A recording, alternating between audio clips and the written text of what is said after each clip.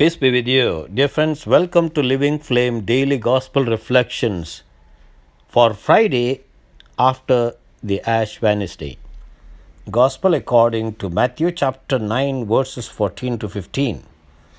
The disciples of John came to Jesus saying, "Why do we and the Pharisees fast often, but your disciples do not fast?" To eat or not to eat? That is the question that is asked of Jesus. Then John's disciples came and asked him, "How is it that we and the Pharisees fast, but your disciples do not fast?" Well, this is concerning fasting. Fasting is very important for spiritual life. Fasting is important for physical cleansing too. But now, whether to fast or not, Jesus, with his disciples, perhaps never fasted. Today, Jesus answers the question, why don't your disciples fast like the Pharisees or John's disciples? We have looked at the topic of fasting, and it occurs in Matthew's Gospel.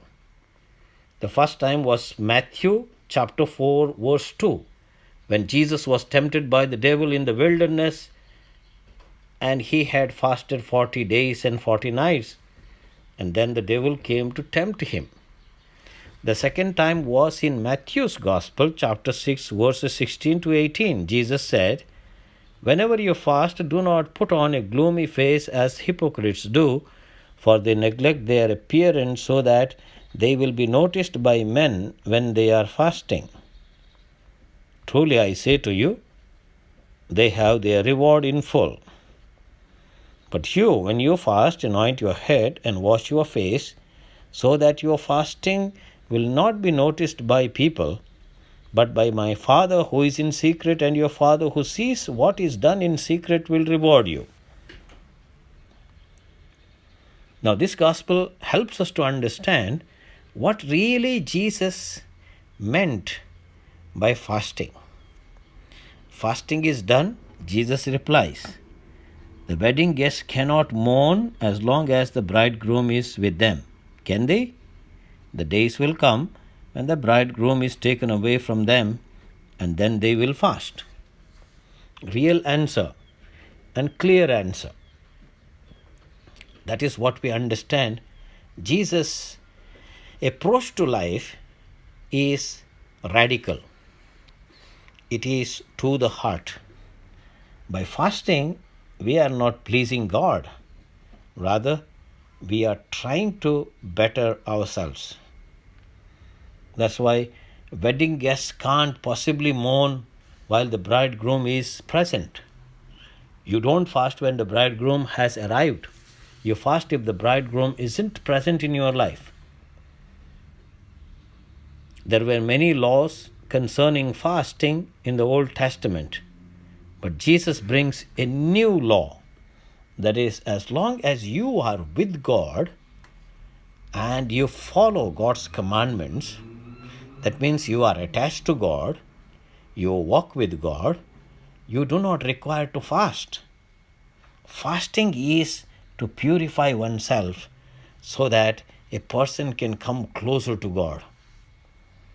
Now, very clearly, Jesus says, I am with you. I am with my disciples. They don't need to fast. They need to feast. Fasting is for those people who are far away from God. They need to purify themselves to come closer to God. Therefore, dear friends, as this passage helps us to understand better our approach during the Lenten season, when we have to prepare ourselves for the mysteries of Jesus' suffering, death, and resurrection, we prepare our hearts fasting. Fasting on food, that is one of the best ways of fasting in order to cleanse our bodies. But there are many other ways of fasting too. I can fast in my thoughts, fast in my words, I can fast in my hearing, I can fast in the things that I like. I can fast on television using smartphone or internet. I can fast in my life, in my relationship, so that I can refine my relationship with one another. And that way we can prepare well for all these events that are coming that lead us to the resurrection of the Lord. God bless you.